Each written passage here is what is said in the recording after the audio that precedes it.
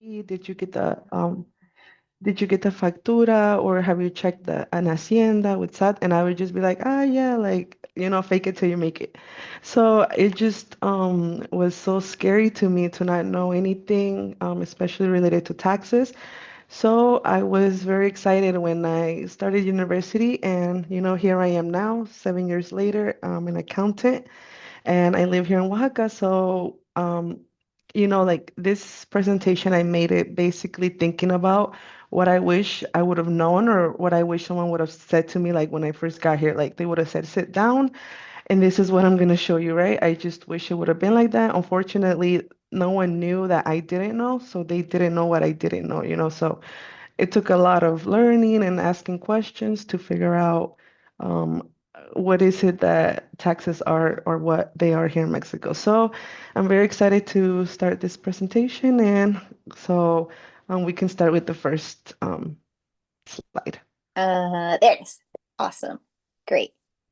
Okay, so basically the title is Accounting in Mexico and everything that you should know as a returnee. So that's basically how I did it, keeping in mind that most of us, didn't grow up here in Mexico. We also didn't study here. We didn't go to school. So there's a lot of history or a lot of structure that we didn't know. So I felt like that was one of the most important things in me learning about the system, was learning the structure and where everything came from. So in the first slide, I did want to talk a little bit about the Constitution, and this is very important for us because it helps us know, um, basically, it helps us know our rights, right? So if you could go to, okay, there you go.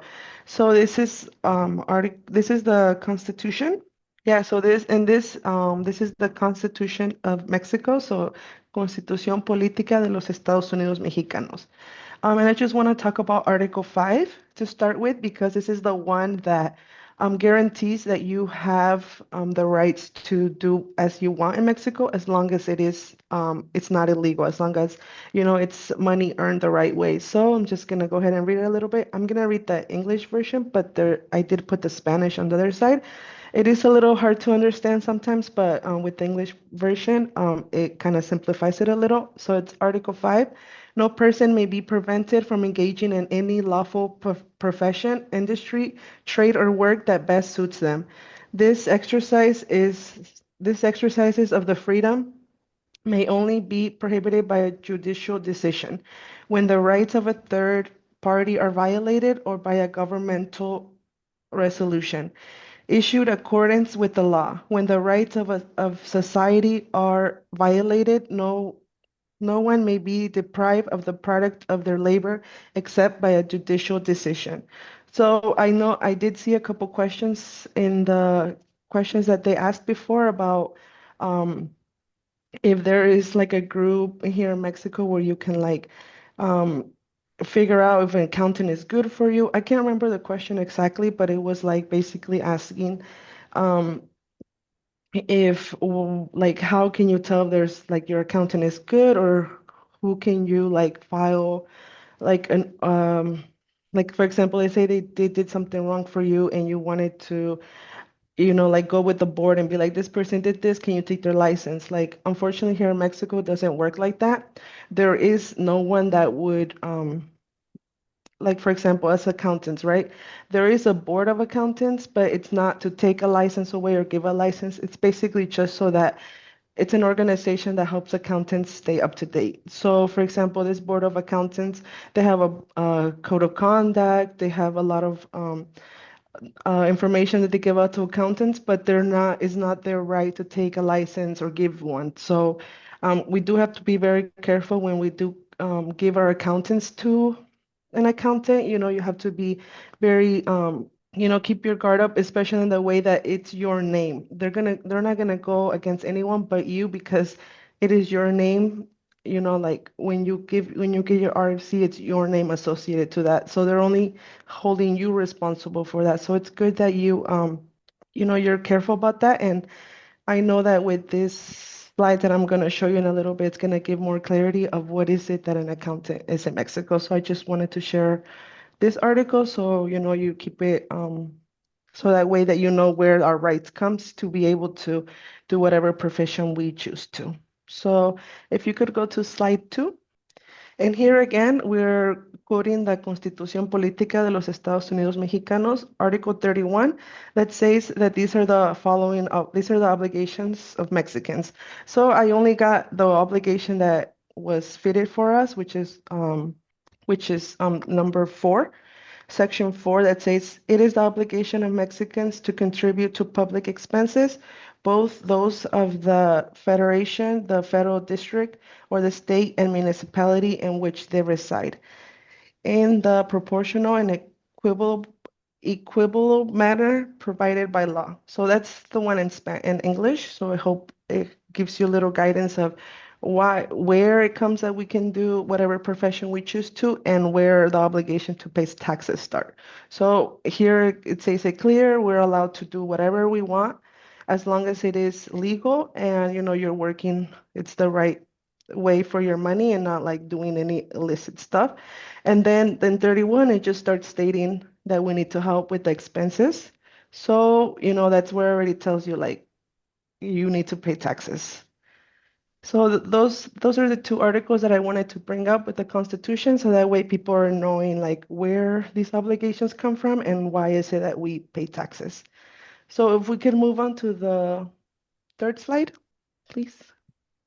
Okay, so this is the structure that I made, and this is actually the structure that I wish someone would have shown me when I first moved here, because this is so simple than the way I learned it. I learned it like scattered everywhere, and then when I finally graduated, I realized, wow, this is actually the structure that I wish my teachers would have taught me, and then it would have been a lot easier to understand what they were saying. So I don't know if you're able to zoom in closer to the, yeah, perfect. Okay, so this is how the taxes in Mexico are structured. So we start with the president, right? So this is the president of Mexico currently right now, and she has her secretaries, sus secretarías. And total, there's 19 of them. Here I only put 3, I only put 2 because, we don't really need to know about the other ones, and just 2 for an example of that this is part of a secretaría. So there's 19 secretarias in Mexico, and they help the president to coordinate, she can't do everything on her own. So these are her people that she appoints so that way that she's able to carry out her duties better. So one of the secretarias that we'll be talking about today is Secretaría de Hacienda y Crédito Público, and that is the one that is in charge of collecting taxes. They're in charge of the budgets. So it's because they are in charge of the budgets, they're the ones that make sure that they have enough money so that way everything can be done. So one of their power, so what is it that they do is that they're the administrative part and they're the financial part of the country. They're basically designed to help the country gather the money that they need so that way that we have um, so they at the beginning of the year they set up a budget, and so they're the ones that are responsible to making sure that there is enough money so that the budgets are met, right? And there's like they do help to the community. They also do budgets, like school budgeting and all that. They're the ones responsible to making sure that everybody has the right amount of money they need. So basically it's just to plan a budget, to collect taxes, to supervise, make sure that there's no weird things going on, and to control the debt. They don't, of course, you don't want your country to go into more debt, so that's one of their jobs is to make sure that the debt doesn't go a lot over, so that way it is manageable. So one of the things that Secretaría de Hacienda y Crédito Público have is they have SAT. If you can go a little bit down. Yeah, so the Secretaría has like an arm, which you could call it, it's SAT, and they're the ones responsible for collecting the money from the taxpayers and also making sure that they're all like their obligations are being met, their fiscal obligations. So SAT mainly does what they do is they collect money, and they're you pay the federal taxes to them. So in the next slide, we'll go over what the federal taxes are. But in this one, mainly, I'm just going to explain like a little bit about what they do. So we declare to them, they're the ones that watch everything that we do. For example, right now they're watching very carefully bank accounts. You know, they're making sure that if you receive over like 15,000 pesos, that your bank is responsible or is obligated to let them know. And that's how they know, like, for example, let's say you're getting money into your bank account and you're not declaring it, right? Well, you're not declaring it, but your bank is. So eventually they will like catch up to you and they're gonna be like, your bank told us you had this many deposits, but you told us you had nothing. So where is this money coming from? So I did see one of the questions about the people transferring their money over from the States, and this is like one of the things where it would be very scary if you had a lot of deposits and there was no way for you to prove they're coming from. So if you're someone that is sending money over from the States, just make sure you have the proof that you pay the taxes over there for that money, and you're also getting a good keeping a good record of the money you're sending because they can check, they can go back at least 15, I'm sorry, they can go back 10 years and make sure that you were doing what you're supposed to do. And once time passes and, you're going to forget where this money came from or the proof. So it's best that you just keep a good record if you are transferring money because they do say that anything that goes into your bank account, it is considered income. And income, any amount, it's going to be taxed on. So, how does SAT, so then SAT breaks down into two. So it collects taxes from a physical person and then entities, which they call a persona moral and a persona física. So if you can scroll down a little bit. Yeah. So for this one, so then SAT breaks down in two, right? Which is a persona física and persona moral, which a persona física would be like an individual and a persona moral would be an entity. So when it breaks down into, today we're only going to talk about the physical person because that's us, that's any individual, any person. Um, they say like one of the things that you can tell if you're like physical or a moral person is that a physical person, they have a birth certificate, they can get married, they have a nationality, and so do moral people, like entities, personas morales. They also have a birth certificate, they have a residency. Um, Basically, the difference between a physical person and a moral person is that physical person, they will, like for example, let's say, this is just like an example like that I'm throwing out there, but let's say you got sued as a physical person. All your assets could be liable for that, to fix that, whatever was cost. But in a persona moral, you're only liable up to the money that you put into the corporation. So they're both people, but one of them will, like the physical people, they will, whatever all the money they have could be taken from them if they're filed liable. And then for a persona moral, it's only the amount that they put in. So they're both considered humans. A persona física, when they pass away, their obligations are done. But for a persona moral, their obligations can go up to 99 years. So it's a different thing.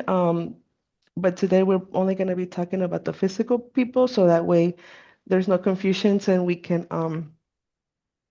understand us as a physical person, how it is to come to Mexico and maybe open a business, work for someone, or maybe you want to see what else is out there. Maybe you can as well fit into one of these categories because there's different categories where you can, we call it tributar. There's different, and we'll get to it down there. If I don't know if you can scroll up a little bit.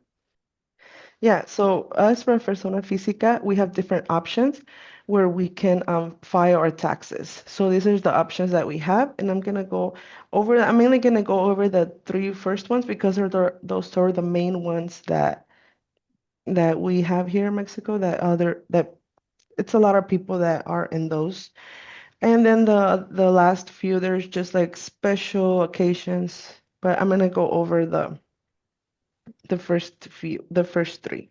Okay, so the first one is Régimen Simplificado de Confianza, and that one was just introduced about a year ago.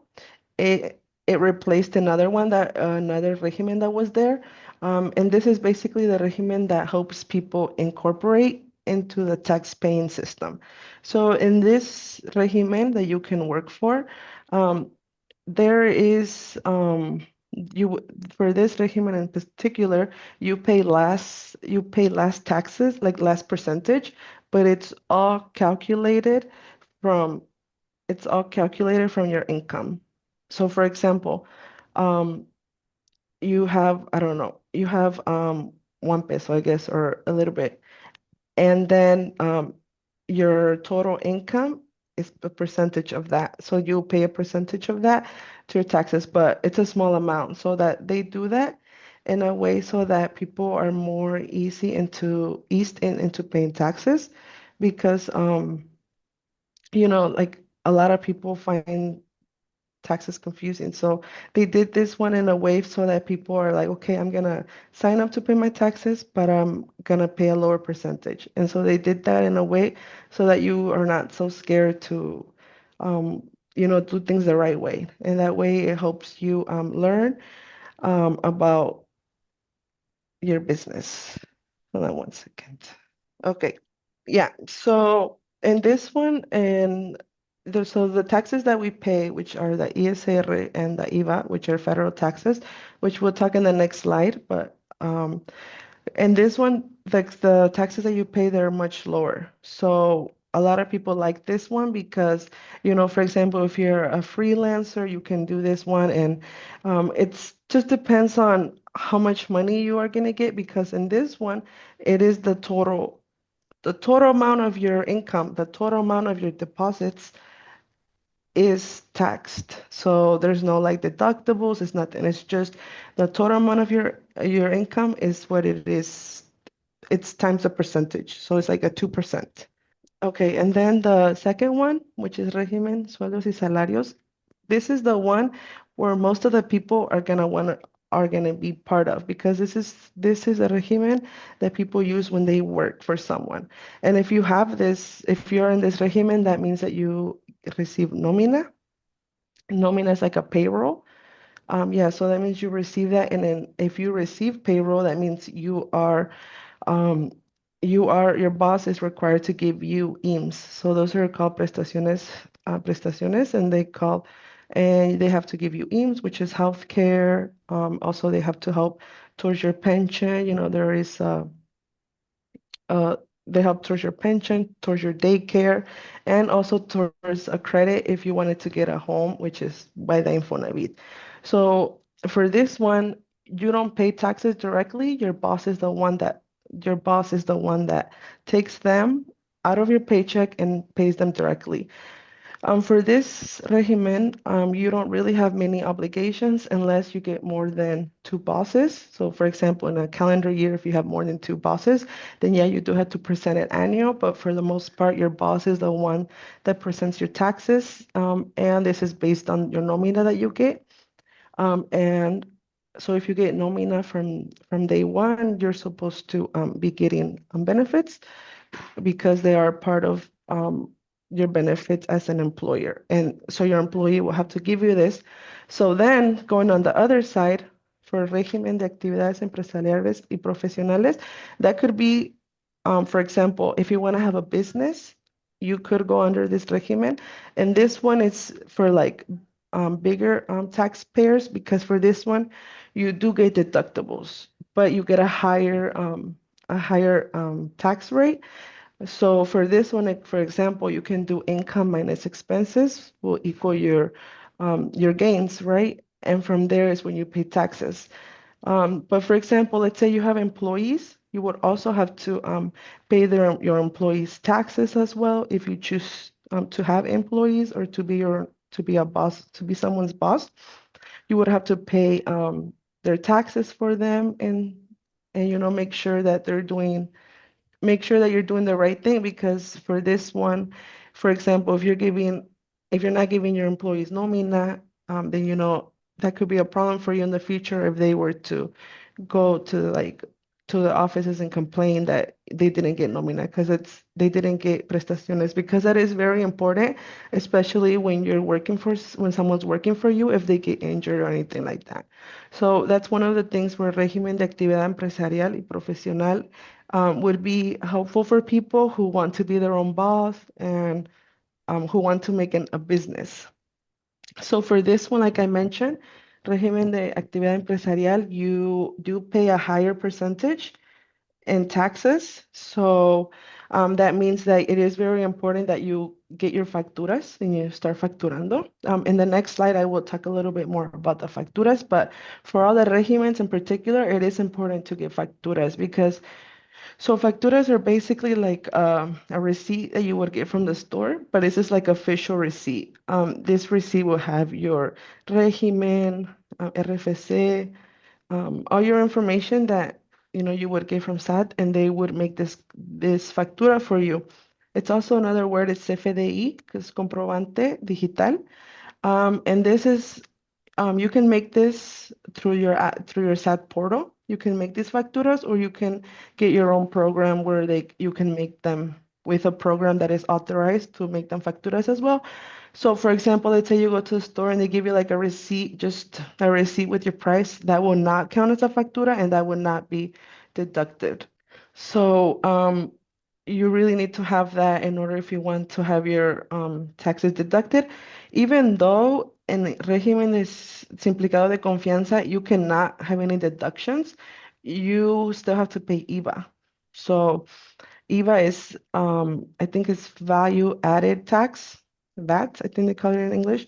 It's a value added tax, and that one, it's an indirect tax, so you still have to pay it, even if it's not, even if you can't use those comprobantes as deductibles.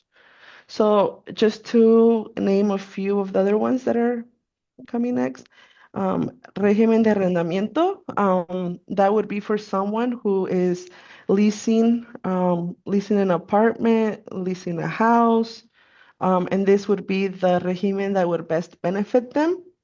Um, because they're renting, there's also low state taxes that they would have to pay. Like for example, it's like 3% of the total income for arrendamiento. And this is basically just like you renting your house or your land to someone. And then the régimen actividad agrícola, that's for farmers who are farming, for fishermen, anything that has to do with the field, that would be your best option for, because um, this one in particular, the government really helps, because this is they want to grow the farmers, they want food production, so they really help with it. The government really helps this régimen, especially in how much money they are exempt before they have to pay ISR. And then intereses, régimen de intereses, that would be more for someone who, for example, I did see some questions about people wanting to invest. This would be the régimen for you, because this is the intereses that you get basically from your inversiones. And yeah, so this is the regimen that would be best for you, especially if you are gaining income through what is it called? Inversiones. So through investments. And then the last one that I put in enajenación de bienes, that would be for people who are selling like land, who are selling lots, um, basically like terrenos, what we call them here. Um, and basically that is the one that would be for you, because you are gaining money through your earnings as the sales that you do. So this one would help anyone who is looking into going to real estate, because they would get this, they would help them with their paying taxes. So the reason why I'm saying they have to be like best fits for you is because you can only deduct, for example, for the facturas, you can only deduct them if they're essential to your business. So if it's best that you are most related in the topic that you're going to be in or how you're going to be earning your money, because that is the way that you will be able to deduct taxes, especially for régimen de actividad empresarial. That's the way that you deduct taxes because, like I said, it's income minus taxes. I'm sorry, income minus expenses, and you can only prove your expenses through the CFDIs, the comprobantes fiscales. So it is very important that you choose one correctly, and an accountant can definitely help you with this, especially if you are unsure, maybe if you want to unsure what would be your authorized deductibles. So it is good that you think about what is it that you're going to be doing precisely because, for example, let's say for a hair salon, you can deduct the paints that you use, the scissors, all that material, right? And we would have to be in the correct one in order for you to be able to deduct your essentials for your business. And like I mentioned before, this has to be essential to your business because, for example, let's say you deduct something and it was not essential to your business. Later, when taxes returns come, they are not going to give you your money because they're going to say, look, I've been looking through your comprobantes and I see that you had this unauthorized deduction that you're not allowed because this is not what you do, right? So it's good that you make sure that it is essential to your business in order for you to have this as a deduction. So yeah, if we can go on to the next slide. Thank you. Okay, so this is where the taxes are broken up into. For the slide that we were previously in, after persona física, the regimens, those are the ones that pay federal taxes. So all of the regimens that I just mentioned, they all pay federal taxes, and they are paid directly and indirectly. So the taxes that are paid directly is ISR, and that's like se llama impuesto sobre la renta, which is like your gains, your capital gains in that month, in that year. So, for example, like I mentioned, the simplificado de confianza, you just pay your direct, it would just be pay the ISR that you would pay with no deduction. So it would just be a low percentage that you would pay for that ISR tax, which it is a direct tax, direct to your income. And then the indirect tax would be YEPS, which YEPS is added to, for example, when you go to a store and you buy a candy, that candy has YEPS because the government wants to prevent people from eating like unnutritious food. So they will add an extra tax on it, which is called impuesto um, I cannot remember right now, but it's basically impuesto especial de productos. So basically, like anything that has candy in it, like for anything that has sweets in it, this tax would be added on because they want to prevent people and kids from eating those stuff, which doesn't really happen, but it is there to prevent people from eating them. And then it's the indirect tax of IVA, which I had mentioned before. IVA is the added value tax. And this is 16%. And the border, it is 8%. So for example, you go to a store and you buy something, that tax would be 16% added onto that. And if you're in the border, it would be an 8%. And that is just so that the consumers stay on this side of the border and don't cross over to purchase on the other side.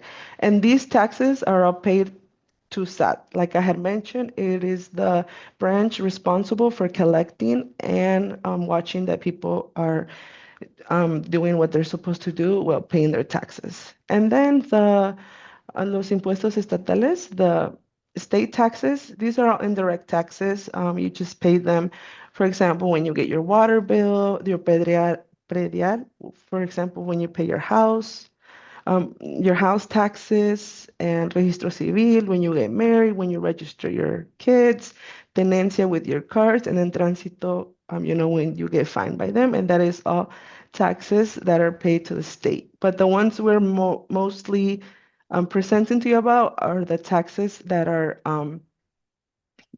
going to SAT because sad, like I mentioned, they're really watching over what we're doing. So it is best that you are keeping these taxes, like that you are um, keeping a good record of them, because when the annual comes, we rather have everything already. Like, for example, that you have all your facturas, that you are declarando your monthly declarations, and that you are being truthful for the amount that you are saying you're getting, because even if we don't tell them ourselves, the banks will. So it's best that you just avoid yourself from like getting called out, I guess, for maybe money laundering and all that.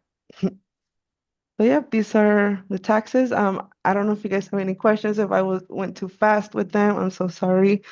Um, but then this is the last slide. If you can go to the other slide, please. Okay, so after I said everything I said, this is basically like a summary of how taxes are collected with SAT. This is basically like a summary of everything I just said, but in a simpler version. Okay, let me open the. Okay, so the simpler version of how to pay taxes, right? So the number one thing that I have seen a lot of people already are aware of is your RFC, RFC, Registro del Contribuyente. And this is very important because this is how you get your tax number with SAT. This is how you identify through them. Mainly people get their RFC, RFC when they turn 18. So once you are 18, you are required to sign up for one. And when you get your RFC as well, you will get your firma electrónica. And these two are both the keys to access your SAT portal. Your SAT portal, you can access it with your RFC and your firma electrónica, which is firma electrónicas are very, very valuable if you have one. You don't just trust this to anyone because this is you, this is your signature. You literally go and they scan your eyes, they scan your fingertips, and this is you. So if it falls in the wrong hands, they can access your SAT portal and they can, like, not trying to scare anyone, but they can, move things around and change things, make things complicated. So it's best that you keep this firma electrónica in a safe place. And of course, if you look for an accountant, they will ask for it because they need it to access your SAT portal. But it would have to be someone you trust, because, like I mentioned, this is you, and it's like you're signing. So for the second one, elegir tu régimen, and I'm just reading the Spanish one. Like, I did put the English one in there, but for if anyone who wants to read it. Yeah, so the second is elegir tu régimen fiscal, which I had mentioned it in the previous slide. It's the regimens are the ones at the way bottom, the ones that I named, like Recicor. Those are the ones that those are the regimens. So you have to choose the one that fits you, because the best that fits you, because like I mentioned, you need to have deductions. Your deductions are only acceptable if they're essential to your business. And one thing that is cool about SAT is that it's up to you to decide if it is. For example, they can say, oh, this is not essential to your business, but you're like, oh, I need it for this and that. And sometimes your explanations are valid, because they do leave it up to interpretation. So if you have a way to prove it is, then most likely they're gonna let you have it, but it needs to be essential to your business in order for it to be deducted. So like I said, so number three, emitir facturas electrónicas, or the CFDIs, and you also okay, so when you go to the store, you can ask for a factura, and that's an expense. But also when someone pays you, you can give them a factura, so that way you can say, oh, look, this is my income and it came from this person, right? So facturas don't only work to prove your expenses, they also work to prove your income.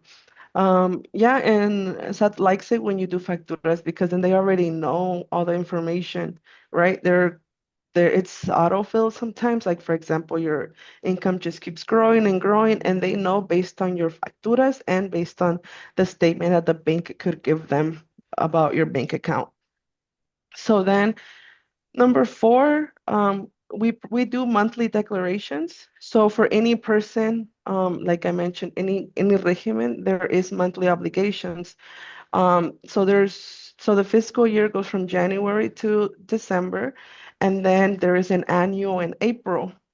So like how they how I was taught it at school is like if you study for a test and you're like every month you're studying, then for the annual you're gonna be good. But if you're just procrastinating on your monthly declarations, you're gonna suffer during annuals, and not only suffer because they're hard, but because everybody is obligated to do them in that month. So the site crashes a lot, and you really have to be up to date because they don't care. They will find you, literally find you and fine you like multas. Yeah, they don't care if your computer wasn't working that day. Obligations are due that day, and you have to do them. If not, you can pay heavy fines. And yeah, you don't want to be involved in those fines, just rather do things on time. And then the last one is pay taxes, pagar tus impuestos. This is the most important one, the one where your accountant would most likely be helpful to you because they would go over your income, over your expenses. When it depends on the regimen that you're in, because like I said, some expenses are not deductible in one of the regimens, so it just depends on which one you are. And this is where they will calculate your taxes. I did see someone question like, what is the minimum that I have to make to declare taxes? And here is everything from 1 cent to all the money that you get as income has to be declared. They don't have a like minimum of, oh, if you get this, you don't have to declare. It's all the amounts. So it is best that you keep good record of your incomes through your facturas and your expenses through your facturas, because that's the only way that you will know exactly or have an idea how much is it that you'll be paying in taxes. So there is so much more that we can dig into this. Like I had mentioned to Monse before, this is like a skeleton. What I just mentioned to you is just like the skeleton of everything. There's muscles and then there's skin, right? So this is just like a brief summary of what I wished I would have known. Um, and trust me, it is just like when we first move here, it's an adventure, but after a while, when taxes are starting to be due, it is a little scary when you don't know the procedure. But once you know it, like, okay, if I'm gonna be my own boss, I can work on my own, and this is how I declare taxes, right? Um, so that helps a lot to be prepared, like month with your income, with your bank statements, because it helps with that annual taxes. And like I mentioned before, you cannot say, oh, my accountant. I didn't know it was my accountant, because at the end of the day, it's your name that is in the papers. It's your tax ID. And the I didn't know is not valid for you to be exempt from the law. And that's very scary, especially if you are not familiar with these terms, with SAT, with Hacienda, with regimens, right? Because y- like this is stuff we didn't learn. And hopefully now that I'm able to share this, and it helps somebody out there with these financial questions that, and actually just one more thing, knowing about this structure is what helped me, what helped my story here in Mexico. Had I not known about taxes, I know it would have been so overwhelming.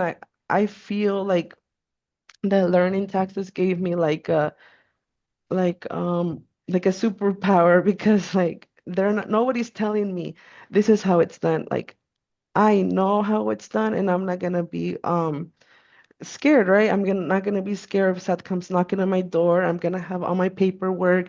It's gonna be in order, and no one's gonna come and like scare me and tell me I'm doing it wrong if I know the process. So I hope this helps, and I was able to explain it good. I know I was a little nervous, so I'm so sorry about that. But this is, the information that I have today. And well, thank you guys for listening. So I see in the chat we have oh, we have several comments. They will come for you. Brizia, do you want to give a short introduction on yourself and then just do you want to maybe talk about some other things you posted in the chat before we move on to the next section? Well, first of all, Reina, thank you so much for sharing that. Like, I wish I knew all of that when I first moved here because I knew nothing at all. Same. So thank you so much. And some of the, well, a little bit about me. I moved to Mexico 12 years ago in 2012. No, 13 now. Let's see, I work in human resources, and I'm also a business owner. So I'm scared of SAT. So I actually have an accountant. It's my cousin, but he's my accountant, and he is the only one that has my firma electrónica. Yes, Reina Good. is right. Do not share with everybody. Um, and let's see some of the comments that I make. Yes, they will come for you. So before my cousin was helping me, I hired this random, not attorney, I'm sorry, accountant. And for like 2 or 3 months, they didn't do my declaraciones mensuales. And then one time I got a phone call from the SAT, not the SAT, but what are they called? Like they send a person to look for you.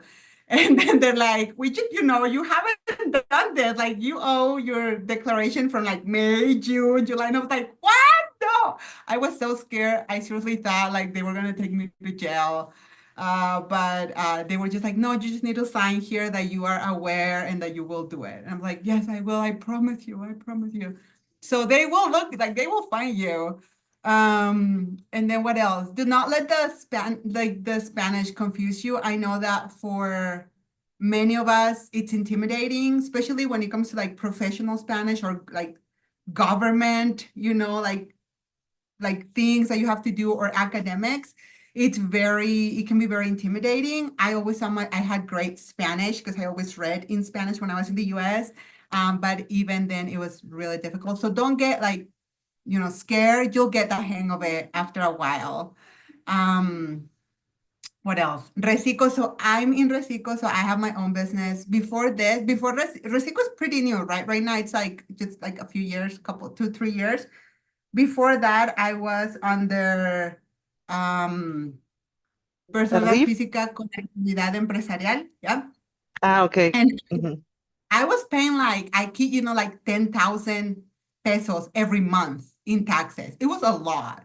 So now I pay about, I don't know, 300 pesos every month. So that's awesome. And then prestaciones, yes, so this prestaciones is my jam because I work in human resources. So if you get a job in Mexico, like a formal job, first of all, your employer has to register you at IMSS. And there are some things that they have to give you like by law. One of them is IMSS, and they have to register you with your correct salary. Because what is happening is there are companies that register you with the minimum wage. So that means they pay less taxes and then they give you the rest in cash. So you also pay less taxes, but the issue here is that if you do that, that means less money for your retirement, and that means less money for your Infonavit, which Infonavit is you can get a loan to buy a house. So although there are companies that do that, that's illegal. Like they should not be doing that, and it's your right as an employee to be registered with your actual salary. So please make sure that facturas, yes, Reina explained that. Also, if you are an employee, you can, like Reina mentioned, you can use your annual tax return in April, and you can get money back if you have certain expenses. So for example, if you go to the doctor, but every time you go, you have to request a factura and you have to pay with a card. You cannot pay cash. If you pay for your kids, like if they go to a private school and you pay colegiaturas, so I forgot the word in English. So like the monthly, what was it called? It'll be like The monthly tuition. tuition. Yes, Like, sorry. yeah. If you pay tuition, also make sure that you request your factura. So there's like a bunch of things that you can deduct and you get money back. So And also, and I think Reina mentioned this, you can be in more than one régimen fiscal. So in my case, for example, I under régimen simplificado de confianza because I have my business. And I also am under salarios because I have an actual job where I get payroll, I get nómina. So you can have more than one. And I think that's all I said. I don't know. Make sure you trust your accountant, please. Yes, that's important. And that's all I have. I don't know. Thank you so much. I think that was also really useful information. My main takeaways, I don't know about y'all, but it is I'm not just gonna Google an accountant. This better be my homeboy. This better be like my ride or die who I trust with my soul. So for me, it's probably gonna be Reina, because I don't know any other accountants in Mexico. Um, Also, like if you have an employer that's offering to pay you money under the table, that's actually hurting you because then you're getting less money in your retirement. You're not getting money for your Infonavit. Um, Another thing is if you're registered for an RFC, you have a taxpayer number, which means like if you're making money in Mexico, like physically, then you also like that's when you have to start paying taxes, right? So getting an RFC is great for a lot of paperwork, but then if you start gaining income within Mexico and you have an RFC, then like the moment that you start earning income, you do have to start kind of preparing for that. Correct me if I'm wrong, Reina. Here I am talking like I'm the No, expert. that is correct. So Uh, it is any income made in the country that would be taxable. Excellent. So definitely protect yourselves, cover your butts. I see Brizia has her hand up, so I'm gonna take it over to her. Yeah, I just want to mention something that I see asked a lot in the group, in the Facebook group, and it's like, how do you work for US companies when you're in Mexico? So I just want to sort of bring that in terms of how you pay taxes, because when you are in Mexico and you work for companies in the US or any other country, you still have to pay taxes here in Mexico. And this is how I've done it. So hopefully I've been doing it right all of these years. But when you work for a company, let's say specifically in the US. So with my US clients, I have to fill out a form, an IRS form that it's a W-8. Yeah, it's W-8, I think. And basically it says like, I'm a contractor, I'm not an employee of this company, and I am not in the US, like I'm not a US person, and I pay taxes in my own jurisdiction. That's basically what it says. So the company, my client, they can show this form to the IRS, so for their own tax purposes. But that means that I have to pay taxes in Mexico on that income. So when I do my declaration, so every month I have to declare my income as a freelancer or business owner. And there is a special RFC number that is used for clientes en el extranjero. So I don't know if by heart it's like XXX000, something like this. I don't know. My accountant does it. But basically, is every time I get paid an amount of money in my bank account, my accountant will declare that, will make a factura. Nobody, like I don't send it to my client because my client doesn't care about the factura, but I still have to register that. I have to declare it to SAT. So that's how I pay my taxes as a contractor for US companies. So you cannot pay the taxes on the same amount in two different countries. So that's why you have to fill out that form. So I hope that is clear. I don't know if Reina, you have anything to add to that. No, I think it is perfect. Your facturas not only help with your expenses, but also to prove your income. And they do want you to fill these facturas out because they want to know ahead of time how much you're going to be reporting for your income. So yeah, that is good. One more thing that I wanted to add. I feel like this was mentioned by Reina, but I believe it bears repeating. If you are depositing money from another country that is not Mexico and you are depositing into a Mexican account, you keep that tax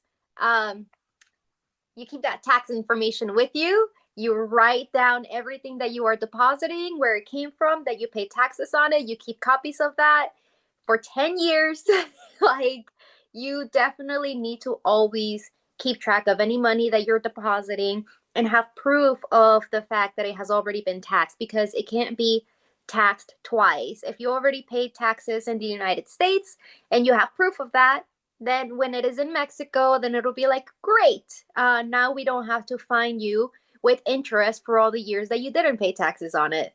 So please keep incredible, impeccable records. It will save you so much heartache and pain later on.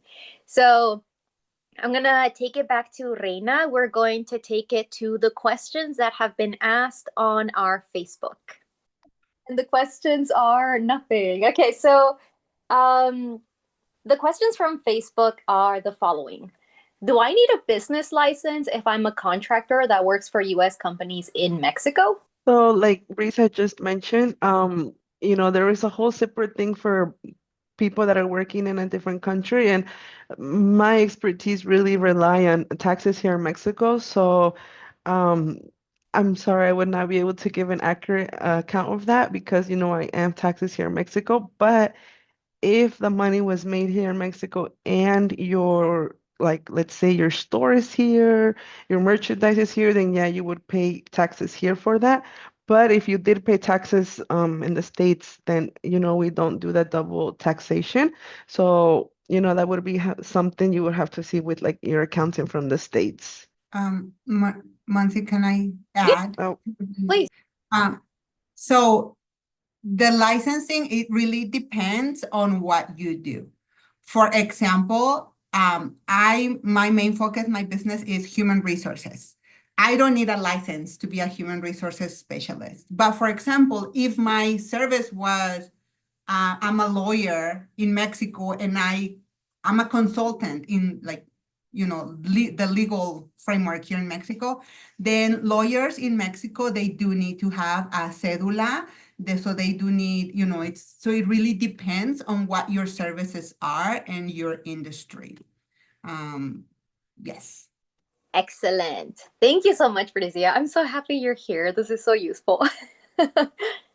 The next question is, if I open my business there, for example, a boutique, what's the process? Do they have business loans? Are small businesses encouraged there? Can I import goods as a small business?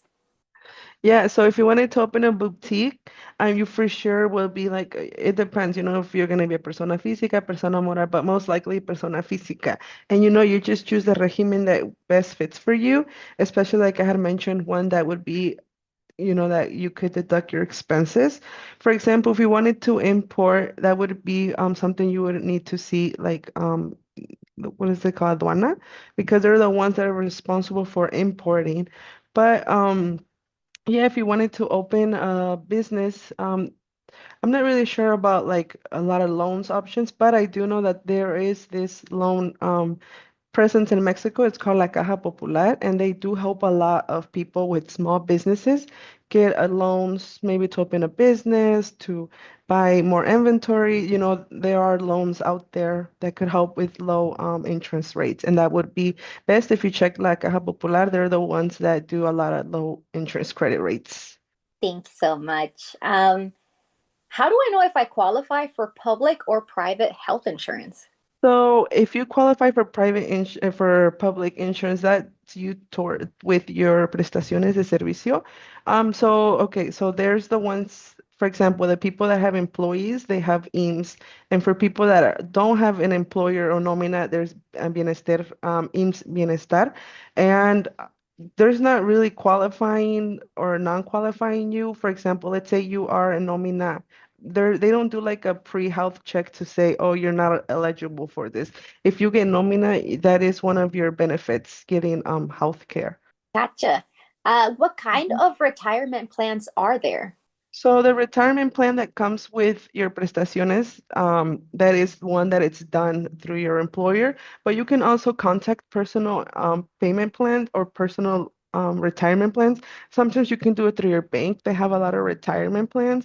So it's good that you check. I know BBVA has good retirement plans. Maybe you should check them out. Sometimes they even have like, for example, when you have a baby, they have like insurances that you can get for that, and that would cover, if you had a baby, they also would give you money if you were to be in the hospital for a couple stays. So it really is beneficial if you look into them, like especially if you're gonna have a baby soon, because sometimes, you do stay in the hospital and it's not because anything went wrong, but because, maybe you had a C-section or anything like that. And it's good that they will give you money for up to how many days you were in the hospital. So it's good to check sometimes your banks, and they will also have good options there for you, private ones. Nice. I did not know that about the thing with the babies. That's good to know. Did you have your hand up, perchance, Bricia? Mm, I don't, but I can add something. Of course. I don't Thank- want. I know this is like Reina's. No, no. We're all uh, here to help each other. thank you. Yeah. So in terms of the health insurance, Reina is correct. Like if you are an employee, you are required to get IMSS. Also, what they started doing is if you are, for example, a freelancer or you have your own business, you can pay your own IMSS and have access to that. So I actually did that for a little bit before I started with the company where I work for. But yeah, so you just pay either every month or every 6 months, or you pay for the whole year, and then you have all the benefits of IMSS. There's also private health insurance, which either you can buy on your own, or some companies, like to be more competitive in terms of benefits, they will offer you on top of IMSS, they will offer you private health insurance for you and your family. But you can also buy that on your own. And then just to clarify with the baby thing, yes, that's so helpful if you have a baby, because having a baby in a private hospital is so expensive. Although if you're an employee, you can deduct that, get facturas, and then deduct it so you can get money back. But in order to qualify for that benefit, if you have private health insurance, you need to have had the health insurance at least 9 months before the birth of the baby. So so there's like a time. So make sure that you check that out. And then what else was I gonna say? I think that's what I was gonna say. In terms of the retirement, also, so part of our legally, our prestaciones is that we get money into Afore, which is our retirement fund. If me as an employee, I decide that every month I want to add a little bit extra, like 50 pesos or 100 pesos, that you can also deduct that from your annual tax return. And there are also, like Reina mentioned, private retirement like plans that you can purchase with your bank. So those are very helpful as well. I do want to add one more thing to the prestaciones when I kept on mentioning it. I wanted to mention earlier, but I didn't. The good thing about the prestaciones here in Mexico is that they love families. So not only you are entitled to this insurance, but your parents and your kids, your husband. So like having an insurance that can include your parents is really nice because, most of us want to take care of our parents when they're older. And and it's nice to know that they can get health care through our job. So that's very nice as well. And then just to also going back to what we said about some companies paying you under the table and just registering you with minimum wage.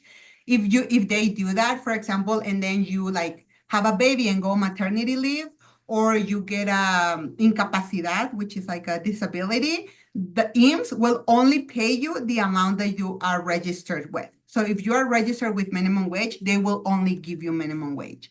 They are not, so that's why it's also important to make sure that your employer registers you with your correct salary. Let's see. So the next question is for freelancers and independent contractors, what amount of incoming money from outside of Mexico is necessary to report to your bank? And I think that's an important one as well. Brizia. Oh, no, I will let Reina. I'm sorry, I was just saying like 1 cent that you have to report everything, but I'll let Oh, Reina. okay. Yeah, please, Reina. Reina, were you able to hear the question? No, I did not. I heard you were going to say something at the end, so I didn't know if you were done or you had cut off. Oh no. So for freelancers or independent contractors, what amount of incoming money from outside of Mexico is necessary to report to our bank slash SAT? And it all or only if we're being paid over a certain amount?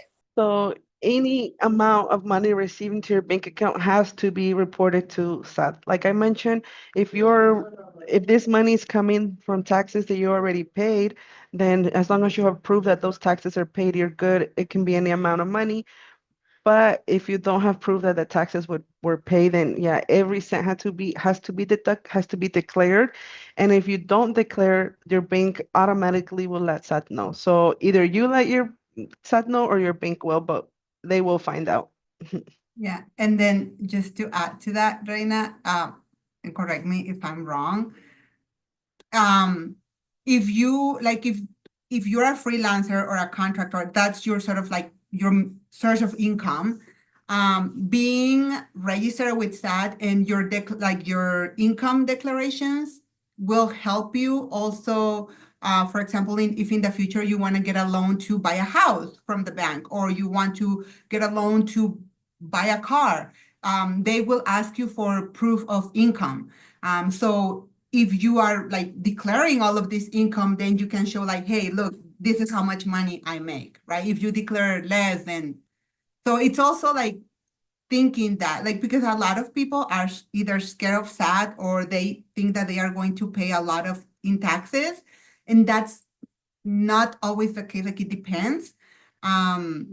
So it's important to just and then just be honest. Like, that's how, because they will find out if you don't declare all of it, and then it's gonna get worse. Hear about it. It sounds like the IRS, like for sure. Um, what's the best way to receive occasional or consistent payments? Stripe, PayPal, BBVA, OpenPay, Mercado Pago, Link de Pago, etc. So any of them are good. It's just like you might think because you use Mercado Pago, they're not gonna let SAT know. All bank institutions have to let SAT know if you're receiving money. So, I mean, yeah, you can receive any kinds of money. You just need to be careful that you are declaring this amount. And like I mentioned before, if you already pay taxes on it, it's good that you have proof that you already pay the taxes on it. But yeah, you can use any of those. Those both work great. The only thing is that you might just think, oh, this is not like a real bank, Mercado Pago, but they will let SAT know. So it is good that you keep a record of the money that you sent or that was sent to you that was already tax paid, the taxes were paid. Okay.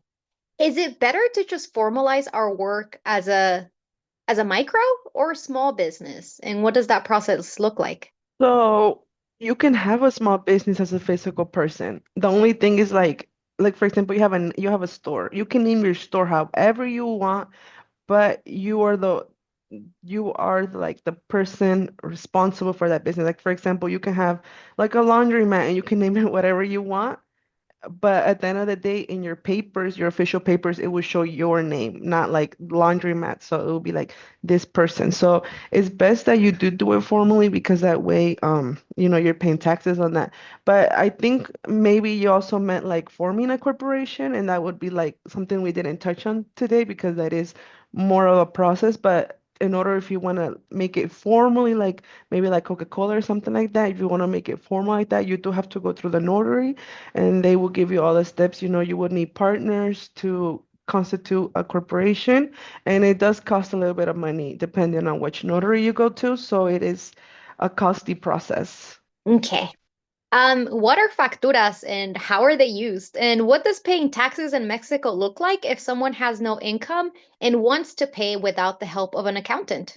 Okay, so facturas, like I had mentioned before, they're just digital receipts that you get, but these are like formal receipts. It's not just a receipt that you get from the store. For example, let's say you go to the store and they give you a receipt, then you can go to their customer service, and with that receipt, they will make you an official factura. And these facturas, they show up in your SAT portal, so you can go back and you can consult them, make sure they're right, making sure their amounts are good. You do have the ability to go and cancel them or edit them. So it is important that you do have access to your SAT portal so you can make sure that you are getting your facturas that you are requesting, and also you are making the facturas for your income. So One of them, so there's ingresos and egresos. Ingresos, income. All your income you have to facturar. And egresos, expenses, you have to go to the store and whatever expenses are essential to your business, only essential to your business, you can deduct. You can get a factura for anything, but if it's not essential to your business, it will not be deductible. So that is one thing to consider. Also about working, so if you're not working, you're not obligated to pay taxes. But if you are receiving income into your account, you are this income is being registered and will be sent to SAT. So for example, you're getting money into your bank account, but you don't have a job. You know, you have to have prove that why you're getting this money. Did a family member send it to you? Did you send it to yourself and you had already paid taxes? You know, so it just depends on how you're getting this money. Okay, but let's say, for example, a family member is transferring you this money. If it's like your wife, your husband, like a direct line, then these are the exempt transfers. So that means you don't have to pay taxes on those. So you do have to see who's sending them to you. But also, for example, let's say you are getting transfers and you don't have a job, so you're not declaring. You know, like SAT will want to know where this money is coming from. So it's best that you have, like, I know I keep mentioning it over and over, but it is best that you have clean records to show this money came from the States or from your whatever country it is, and they already pay taxes on it. Because if you have an account and you are not paying taxes, you know, it's gonna be a red flag. So if you don't have a job and you're receiving money, it's gonna be a red flag. Where is this money coming from? And if you are receiving money and you're telling SAT you're not, your bank is already going to let them know for you. So eventually this will catch up to you. So if you are not working and you're getting this money from family members, then this money is tax free. But if somebody else is transferring you this money that is not your family, then there could be some problems there because you are telling SAT you're not working. So where is this income coming from? Like, what are you doing that is there another activity you're doing? Is this illicit work, money laundering, all that? We don't want to go into that, that chaos with that. Yeah. Oh my goodness. So, Brizia, you have your hand up? Yeah, well, I saw the comments on the chat, like, don't be nervous. It sounds like a lot, but it's just really like, as long as like you keep a record and you declare what you make, like actual income, you should not have a problem at all. And Mansi, I was wondering if it would be helpful, maybe if I show what a factura looks like and how to know that you're getting an actual factura instead of just like a regular receipt. I don't know if you would That would be mind yes. sharing my screen. And I'm just gonna share, for example, every month I get, so my kids, they go to a private school. So for the tuition, I get a factura. So every month I get an email, because you can see my screen, right? I think so, yes. Yes.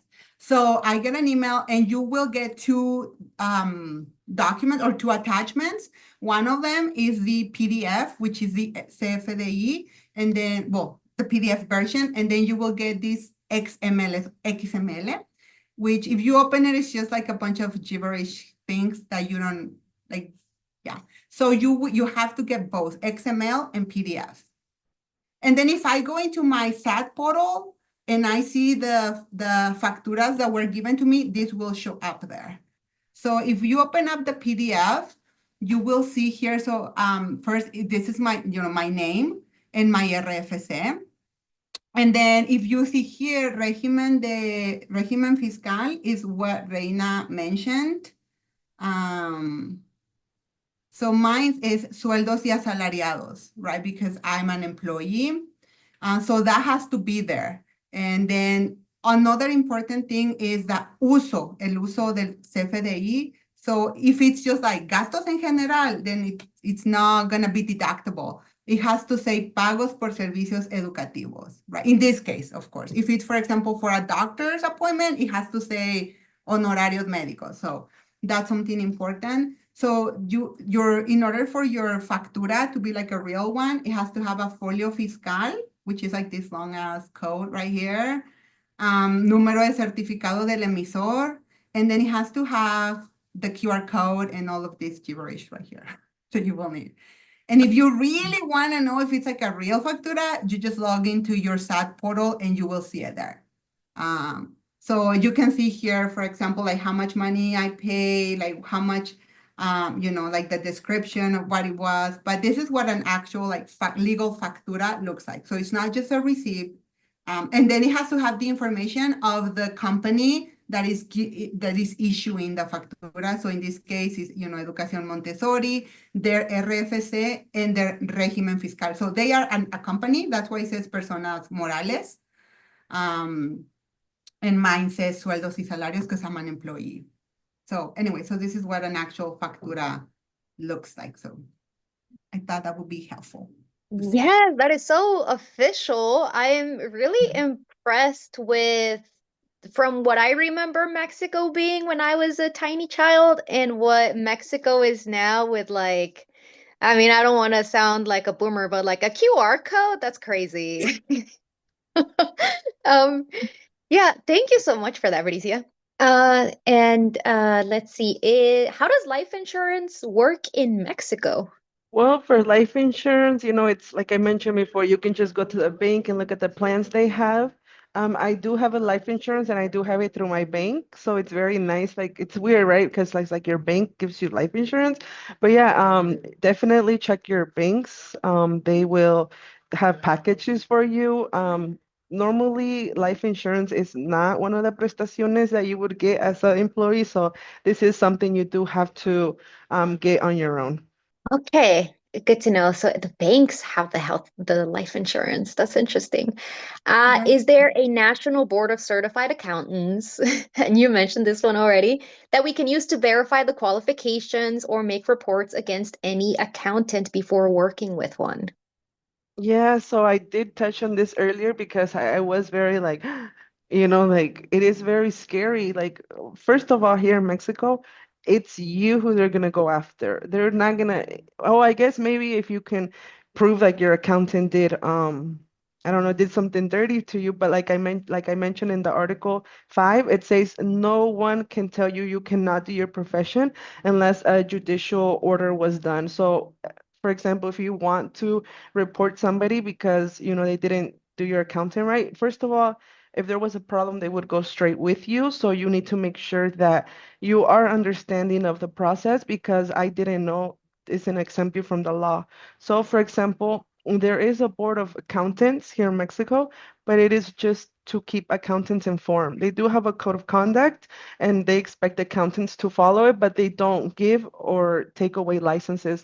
Here in Mexico, as long as you graduate from accounting, like in a licenciatura, then you are an accountant. And the only person that can take this from you is like a judicial order, like they said. So if you did wanted to file like a lawsuit against someone, it would have to be like a formal lawsuit with a court, with the judge and everything. So yeah, that also if you wanted to know like your accountant is doing a good job is by you knowing what you are doing. So for example, each month you have monthly declarations and these declarations are done based on your régimen. So, it is important that you know like what are the benefits of your régimen, what are the obligations, because there's always a benefit with let's say with a benefit it comes an obligation. With the rights, there's obligations. So yeah, it's good to know for yourself if the process, because they can be telling you this is the way to do it, but if you don't know, you won't know that they're doing it wrong. So it's best that you get informed. Also, if you, for example, if you move somewhere close, like most of them have Facebook groups, maybe you can ask, oh, does anybody have a trustworthy accountant that you can maybe see if it worked for you? But it's best that you go with someone that maybe you have already reference from because this is you, this is your name, this is your RFC, and I didn't know it's not an excuse to get out of jail. Literally. Oh my goodness. Um, thank you so much. And I see Yeah. Jess has joined us. Hi, Jess. I do want to say one Yeah. thing, and this is gonna sound like too much, but if you want to know about law, you have to read this book. It's literally this big. So if anybody wants to take a screenshot or something, this is how you know like if it's being done correctly. Oh my goodness. I hate being an adult and having all these responsibilities and obligations. And Bricia put in the chat like you do have to know your obligations. So Bricia, you have your hand up? Yes, I just want to say, as a business owner, also something that has helped me because I know not, I mean, what I know, I've learned it like by trial and error. Um, but something that has been very helpful for me is, as a business owner, joining associations for business owners because they will usually give you updates. For example, I'm a member of Coparmex, which is like a national business owner association. And whenever there's like a big, like change in SAT or Infonavit or anything like that, está bien. No es junta del trabajo. To my kid. Anything like that, they will like, send you like a bulletin or like a notice, just letting you know, just so you as a business owner know what's coming up. So for me, that's been very, very helpful. It does cost money, like, an annual membership, but, and then also if you're in Mexico, it helps you sort of network if you have a business. But that's something that I've learned. And like Reina said, like make sure that you trust your accountant, because they will, yeah, at the end of the day, it's like you're responsible for everything. It doesn't matter if the accountant did it. Okay. So scary now. I'm like getting sweaty again. So the next question is using Mercado Pago to save slash spend using credit a good idea as people get started with building their Mexican credit history? Yes, for sure. I actually know of someone that used their Mercado Pago to create history and they got a loan to buy a truck. I was shocked. I'm like, what? Mercado Pago does that? So yeah, it is very good if you have those options to start buying in credit. Just, like every credit card, make sure you pay on time because you don't want those interest. Now that I'm an accountant, I guess now I see debt differently than I did before. You are as a business person, you don't want to be in debt, especially like you be in el buro de crédito, and that would impair a lot. So if you are planning on building credit with these apps, just make sure that you are doing your payments on time, like for any other credit card, because it actually, instead of helping you, it can make it worse. Like if you don't pay, then you go to buro de crédito, and that is not good because then you will not get no loans from nobody. Okay. And to the last question that we have, before we enter the Q&A and officially stop the recording, for those who have taken all of their money out of the US and don't plan on returning until a better administration is in, what's the best route to invest in other markets, EU or Asia, using Mexican pesos? Yeah, so unfortunately, this is not part of my expertise because here in Mexico, accounting for my accountant, it is just on taxes. I think it would be best to consult a licenciado en economía, which they're the ones, that are watching the economy and how this affects your money. So that would be like a good place to look at. But as far as investing here in Mexico, then you can, if you want something secure, you can try CETES, but that's as far as, my knowledge goes. Awesome. And to those who are watching this recording, Reina and Bricia, is there anywhere that people can contact you in for assistance, Reina for consultations on accounting? Do let us know. Do you have Facebook or? Yeah, so I actually do have a Facebook. It's called Living in Mexico. I think I did put it in my last slide. Yeah, so I did create, well, one of the cool things about my job, and I thought was so cool, was that I initially started my job to help like Canadians, to help Americans deal with the Mexican taxes. And now I feel so lucky that not only I get to help other people, but I also get to help my own people, people that have that same background as me, and people that, like we understand each other, like, we have a certain of understanding because we have gone through the same things as leaving like home, leaving home, coming to a new country, but actually not coming to a new country, like just coming back home. So now that I am on this side, like I feel like where I would love to help is people that are and work with people that are coming here to Mexico. So yeah, so I have my Facebook page, Living in Mexico. I previously created to help, my Canadian clients or American clients, but now like I am happy, like hopefully anyone who's interested would want to contact me through there. It's called Living in Mexico. And then my email, living and then in Mexico@gmail.com. Wonderful. Thank you so much. Could someone link Reina's Facebook here in the chat? That would be wonderful. And then Brizia, I believe you have a public Instagram where you also give information on how to live in Mexico, right? Yeah, so my Instagram is public. It's not really for like I answer questions, but it's a lot of just about everything in general. But you can either find me on Instagram as Bricia Ceja Ibarra, everything together. I'm also on LinkedIn, Bricia Ceja Ibarra, and I'm also a mod in the Facebook group. So you can just look me up in the Facebook group. And I actually need to jump off because I need to take my kids to the dentist. But I'm happy to, yeah, if I can help anybody.